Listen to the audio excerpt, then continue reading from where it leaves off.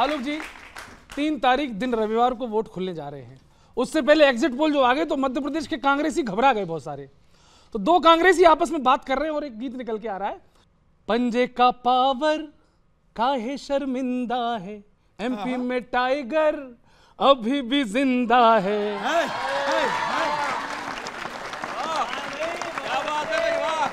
कतरा कतरा बीजेपी भारी है, खतरा खतरा पंजे पे जारी है। ये एग्जिट पोल यार है, पंजे की फिर से हार है। सीटें भाजपा की तो 140 के पार है। 3 दिसंबर को लगता है होगा काम तमाम। अरे काउंटिंग वाउंटिंग स्टार्ट करो, लेके लेके लेके प्रभु का नाम। अरे काउंटिंग वाउंटिंग स्टार्ट करो, लेके प्रभु का नाम। अब प्रभु के नाम पे सोच रहे भगवान करे एग्जिट पोल गलत हो जाए, लेकिन होगा नहीं। राहुल की यात्रा भी, ड्रामों की मात्रा भी फेल सारी। मामा का कहना है, लाडली बहना है शान हमारी। अब कविता आ रही है। सबने कमलनाथ का भाषण रैली में खूब सुना है, लेकिन कमलनाथ का नाथ छोड़ा कमल चुना है। अब विडंबना देखो, तारीख दिन, काउंटिंग का दिन भी देखो, छुट्टी का रविवार है। जनता कांग्रेस की छुट्टी करने को तैयार है। जैसे एग्जिट पोल दिखे हैं वैसा है परिणाम। अरे काउंटिंग वाउंटिंग स्टार्ट करो, अरे काउंटिंग वाउंटिंग स्टार्ट करो, लेके प्रभु का नाम। अरे तो ये भगवान भरोसे है। और ये तो एमपी हो गया, अब राजस्थान में क्या है? गहलोत ने अब की हारी बाजी, ये खबर उड़ी है ताजी ताजी कि राजस्थान के एग्जिट पोल तो ये ही कह गए, कांग्रेसियों के सपने बह जाएंगे,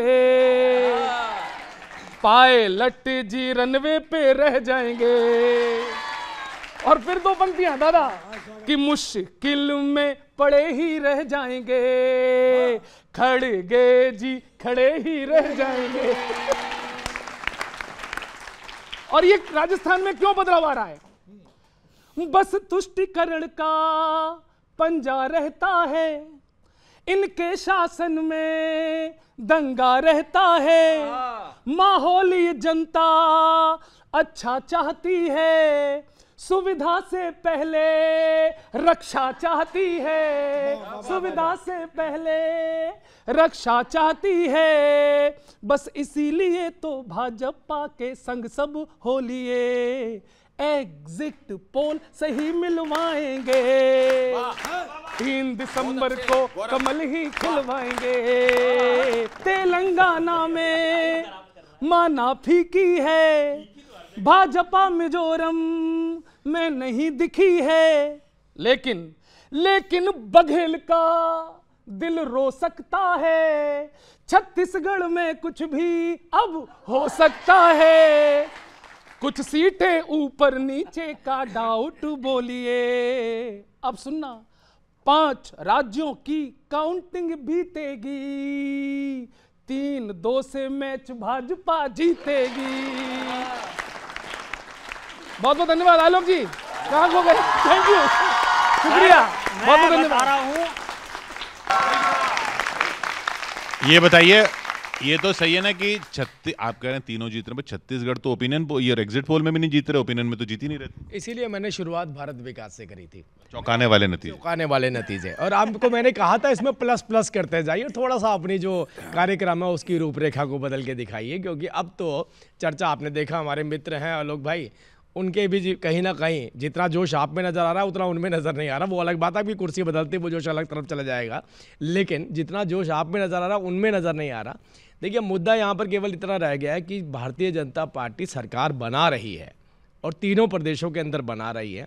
चर्चा का विषय, क्योंकि एग्जिट पोल आ चुके हैं, कल रिजल्ट भी परसों आ जाएंगे, लेकिन चर्चा का विषय तो अब ये होना चाहिए, सच्चाई है, उसको आप सार्केस्टिक वे में भी बोल सकते हैं कि मुख्यमंत्री भारतीय जनता पार्टी से कौन होने वाले हैं। देखिए मुझे लगता आप जोश में नहीं दिख रहे कह रहे हैं। इस बार जितने जहां पर ईडी और सीबीआई के जितने ज़्यादा छापे पड़े, कांग्रेस उतनी मजबूती से बाहर निकल कर आएगी। इनके मैक्सिमम सांसद जो चुनाव में लड़ाए गए हैं, उस मैक्सिमम सांसद हारेंगे और वो इंडिकेशन होगा कि सांसदों की परफॉर्मेंस किस तरह की।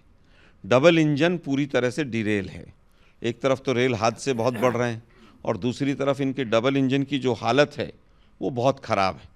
पहली बार हुआ है पिछले 10 साल में कि जो ओपिनियन पोल थे, आज से जो 1 महीने पहले चुनाव शुरू होने से पहले आए थे, एग्जिट पोल कांग्रेस के उनसे बेहतर हैं।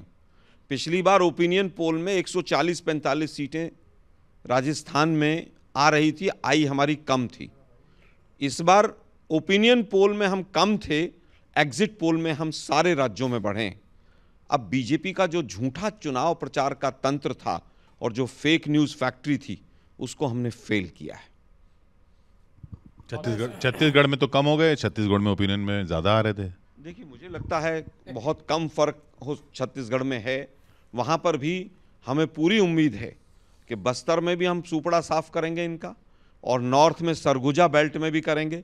हमारा जो आंकड़ा पिछली बार था लगभग वही मेंटेन करेंगे। वैसे किशोर जी एक बात तो है कि कांग्रेसी जब ये कहने लगे सीबीआई, ईडी, ईवीएम, तो ये फोरकास्ट है, समझ लो कि कांग्रेस आ रही है। भारत जोड़ो का नुकसान नहीं हुआ? नहीं, मैं तो इनकी बात पे हैरान हो रहा था। अब कमल बोलते हैं, नाथ भूल जाते हैं बार बार। जब बोलते हैं तो नाथ भी साथ लगा दिया करिए। हार मानी है उन्होंने। तो देखिए, भारत जोड़ो में सबसे पहली बात होती है एकजुटता। हम विरोधी नहीं हैं, लेकिन तोड़ने का काम किसने किया और कौन कौन सी राजनीतिक पार्टी उसके साथ जुड़ी। मैं ये नहीं कहता हूँ कि जनगणना नहीं होनी चाहिए, लेकिन उसका पहले से प्रचार करना, उस प्रचार का प्रेस कॉन्फ्रेंस करवाना और ये बताना इस देश के अंदर किस किस जाति के कितने लोग हैं, इससे बड़ा तोड़ना इस देश का कुछ नहीं हो सकता। मुझे लगता है बहुत गंभीर विषय है। इसका मतलब जब ओबीसी रिजर्वेशन वीपी सिंह की सरकार ने दिया और बीजेपी ने समर्थन किया, क्या उस समय पर जातिगत आधार पर आप देश को बांट रहे थे? आप 80 और 20 के नाम पर जब वोट मांग रहे थे, जब क्या कर रहे थे? शमशान और कब्रिस्तान, ईद और दिवाली के नाम पर, रामजादे और दूसरे शब्द के नाम पर जब वोट मांग रहे थे, तब क्या कर रहे थे? अब देश पूछ रहा है कि मोदी साहब अब झोला उठाओ और जाओ।